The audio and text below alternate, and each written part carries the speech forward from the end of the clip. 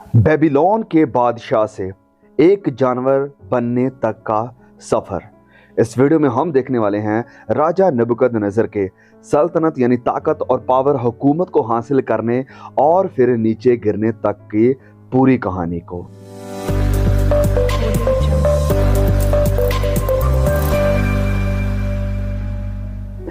तो इस tragic story की शुरुआत होती है एक रहस्यमयी सपने यानी ड्रीम से।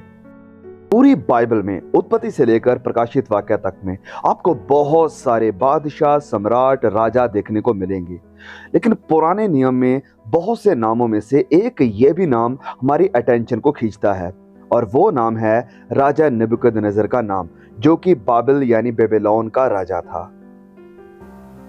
अपने वक्त में, अपने समय में राजा नबूकदनेस्सर एक बहुत ही पावरफुल, बड़ा ही शक्तिशाली, एक बड़ा ही सामर्थ्य से भरा हुआ सम्राट था। और उसकी बादशाहत का जिक्र वचनों में इस प्रकार किया गया है कि उसकी सल्तनत को, उसकी हुकूमत को दर्शाया गया है कि वो एक सोने का हेड है, यानी बड़ी तकड़ी हुकूमत है उसकी। दानियल अध्याय 2 और उसके वचन 37 और 38 में यूं लिखा है कि हे राजा, तू तो महाराजा धीराज है। यहाँ बात हो रही है नबूकदनेस्सर की, क्योंकि स्वर्ग के परमेश्वर ने तुझको राज्य, सामर्थ, शक्ति और महिमा दी है, और जहां कहीं मनुष्य पाए जाते हैं वहां उसने उन सभी को, और मैदान के जीव जंतु और आकाश के पंछी भी तेरे वश में कर दिए हैं, और तुझको उन सब का अधिकारी ठहराया है। ये सोने का सर तू ही है। उस वक्त में नबूकदनेस्सर ने बेबीलोन के पूरे एम्पायर को यूनाइट किया था, एक किया था, और ये एक बड़ा ही शक्तिशाली और बड़ा ही फैला हुआ साम्राज्य था। बेबीलोन का राज्य इतना यूनाइटेड और इतना बड़ा था कि आज कम से कम 6-7 देश उसके अंडर में आ सकते हैं।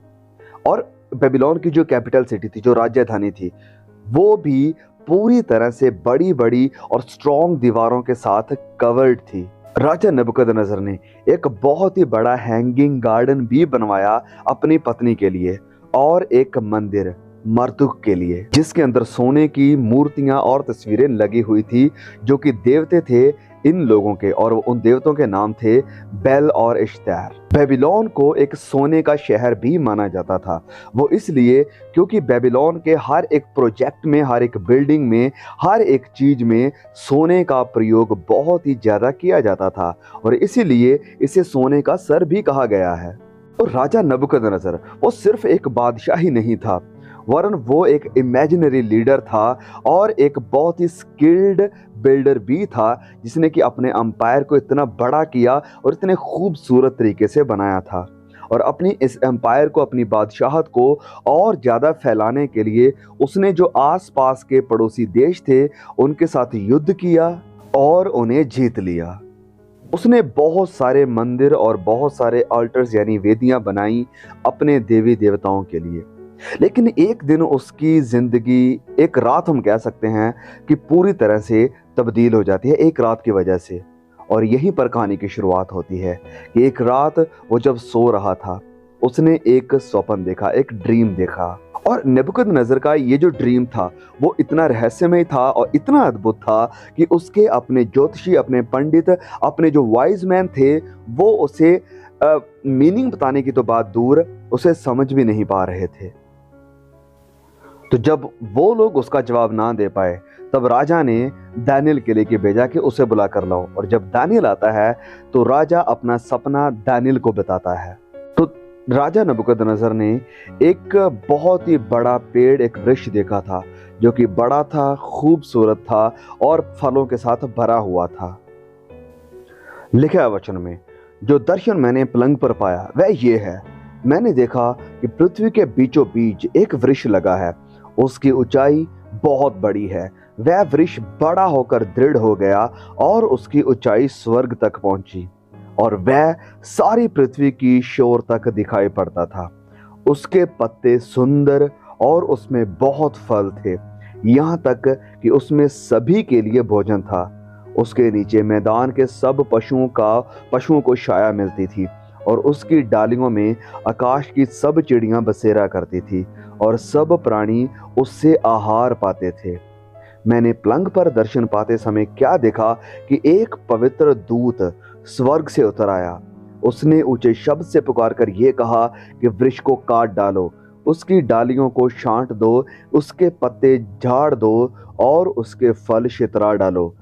पशु उसके नीचे से हट जाएं और चिड़ियां उसकी डालियों पर से उड़ जाएं, तो भी उसके ठूठे को जड़ समेत भूमि में छोड़ो और उसको लोहे और पीतल के बंधन से बांधकर मैदान की हरी घास के बीच रहने दो। वह आकाश की ओस से भीगा करे और भूमि की घास खाने में मैदान के पशुओं के संग भागी हो। उसका मन बदले और मनुष्य का ना रहे, परंतु पशु का सा बन जाए और उस पर 7 काल बीतें। ये आज्ञा उस दूत के निर्णय से और ये बात पवित्र लोगों के वचन से निकली कि जो जीवित है वह जान ले कि परम प्रधान परमेश्वर मनुष्यों के राज्य में प्रभुता करता है और उसको जिसे चाहे उसे देता है, और वह छोटे से छोटे मनुष्य को भी उस पर नियुक्त कर देता है। मुझ नबूकदनेस्सर राजा ने यही स्वप्न देखा। इसलिए हे बेल्तशस्सर यानी दानियल, तू इसका अर्थ बता, क्योंकि मेरे राज्य में और कोई पंडित इसका अर्थ मुझे समझा नहीं सका, क्योंकि तुझ में तो पवित्र ईश्वरों का आत्मा रहती है, इस कारण तू उसे समझता है। दानियल इस ड्रीम का मतलब समझाने से पहले थोड़ा डर जाता है, घबरा जाता है, सोचने लग जाता है, लेकिन फिर भी राजा के कहने पर वो दानियल उस राजा को स्वप्न का मतलब समझाता है कि ये पेड़, ये वृक्ष राजा तुझे दर्शाता है, लेकिन इस पेड़ का यानी तेरी इस हुकूमत का और तेरा अंत होने वाला है, और इसी तरह से 12 महीनों के बाद तेरे साथ ऐसा ही होने वाला है। तो इसके बाद दानियल राजा को सलाह देता है, उसे काउंसिल करता है कि तुझे अपने जो चाल चलन है, अपनी जिंदगी है, उसे बदलना होगा, ऐसे नहीं चलेगा। 12 महीनों के बाद ये जो सपना है वो पूरा होता है। 12 महीनों के बाद राजा नबूकदनेस्सर अपने पैलेस, अपने राजमहल के ऊपर छत के ऊपर घूम रहा था। वो घमंड से फूल कर अपनी बादशाहत को देखते हुए कहता है कि क्या ये सारी बादशाहत मेरी नहीं है? क्या ये बड़ा महल मेरा नहीं है, जिसे मैंने खुद अपनी ताकत, अपने बल जोर से हासिल किया है? जब ये घमंड के, फख्र के, गरूर के शब्द राजा के मुंह में ही थे, तभी वचन में लिखा है कि एक आवाज आती है, एक आकाशवाणी होती है कि हे राजा नबूकदनेस्सर, तेरे विषय में ये आज्ञा निकलती है कि राज्य तेरे हाथ से निकल गया है और तू मनुष्यों के बीच में से निकाला जाएगा और मैदान के पशुओं के संग रहेगा और बैलों के समान घास चरेगा, और 7 काल तुझ पर बीतेंगे, जब तक कि तू ना जान ले कि परम प्रधान मनुष्यों के राज्य में प्रभुता करता है और जिसे चाहे वह उसे दे देता है। उसी घड़ी ये वचन नबूकदनेस्सर के विषय में पूरा हुआ। वह मनुष्यों में से निकाला गया और बैलों के समान घास चरने लगा, और उसकी देह आकाश की ओस से भीगती थी, यहाँ तक कि उसके बाल उकाब पंछियों के परों से और उसके नाखून चिड़ियों के पंजों के समान बढ़ गए थे। तो जैसे ही परमेश्वर के वचनों के द्वारा भविष्यवाणी हुई थी, सब कुछ पूरा होता है। नबूकदनेस्सर वैसे ही हो जाता है जैसे परमेश्वर ने कहा था कि उसके साथ होने वाला है। फिर वचन 34 में लिखा कि उन दिनों के बीतने पर मुझ नबूकदनेस्सर ने अपनी आंखें स्वर्ग की ओर उठाई और मेरी बुद्धि फिर ज्यों की त्यों हो गई। तब मैंने परम प्रधान को धन्य कहा जो सदा जीवित है, उसकी स्तुति और महिमा ये कहकर करने लगा कि उसकी प्रभुता सदा की है और उसका राज्य पीढ़ी से पीढ़ी तक बना रहने वाला है। पृथ्वी के सब रहने वाले उसके सामने तुच्छ गिने जाते हैं, और वह स्वर्ग की सेना और पृथ्वी के रहने वालों के बीच अपनी इच्छा के अनुसार काम करता है, और कोई उसको रोक कर उससे नहीं कह सकता है कि तूने ये क्या किया है। और उसी समय मेरी बुद्धि फिर ज्यों की त्यों हो गई और मेरे राज्य की महिमा के लिए मेरा प्रताप और मुकुट मुझ पर फिर आ गया।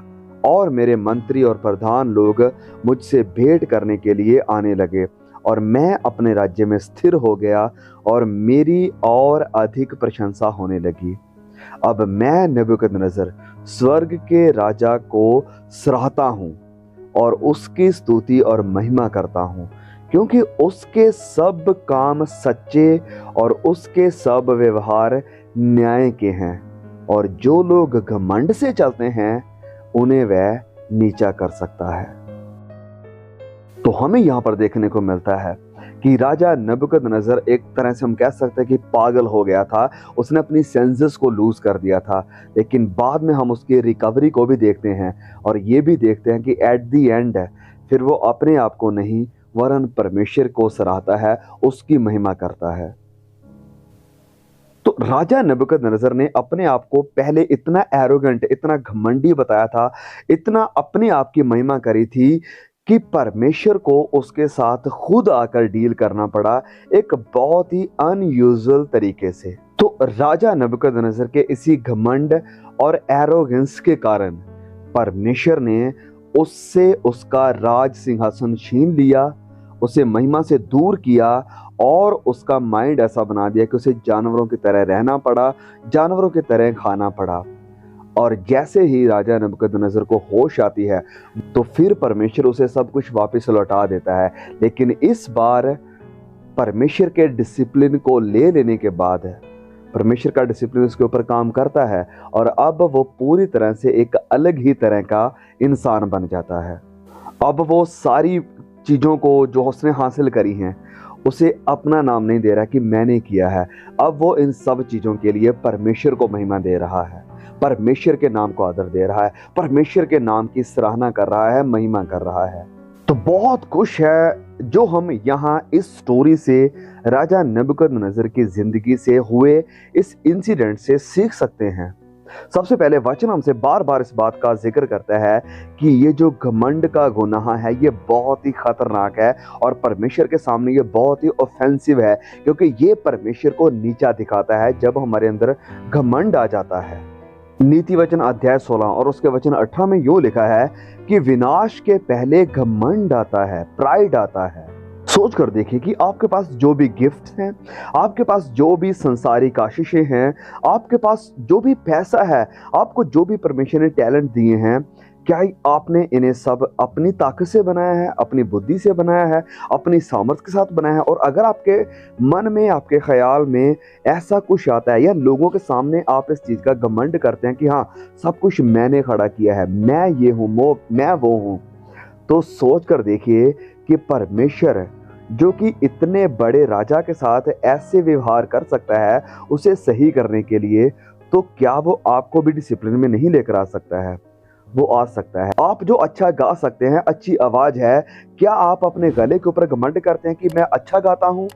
नहीं, ये परमेश्वर का दिया हुआ वरदान है आपके लिए। आपके पास जो पैसा है इसके लिए घमंड ना करें कि मैंने ये कमाया है, मैं ये कर सकता हूँ, मैं वो कर सकता हूँ, मैं कुछ भी कर सकता हूँ, कुछ भी ला सकता हूँ। ये परमेश्वर की दी हुई आपके लिए आशीषें हैं, इन्हें परमेश्वर की महिमा के लिए इस्तेमाल करें, परमेश्वर के कामों के लिए इस्तेमाल करें और हर वक्त, हर बात, हर चीज के लिए परमेश्वर का धन्यवाद करें और उसी के नाम को महिमा दें, क्योंकि वही इस योग्य है।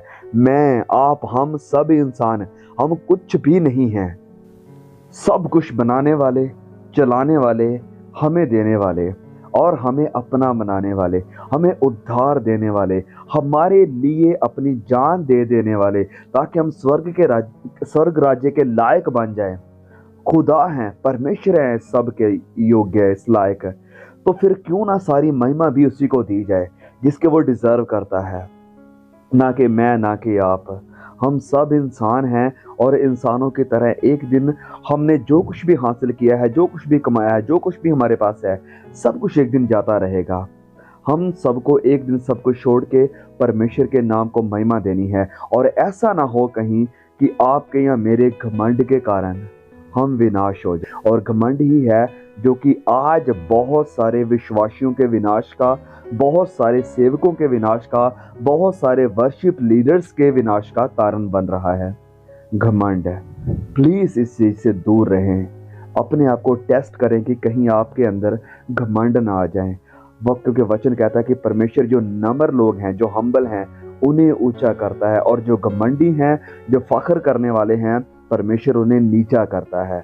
तो आइए हम अपने आप को परखें कि कहीं हम इस गुनाह के शिकार तो नहीं हो गए हैं, कहीं हम भी राजा नबूकदनेस्सर की तरह उंगलियां अपनी तरफ नहीं कर रहे हैं कि मैंने सब कुछ किया है, मेरी ताकत, मेरा बल है, या हम राजा नबूकदनेस्सर जैसे बदल गया था वैसे होकर परमेश्वर को महिमा देने लगेंगे।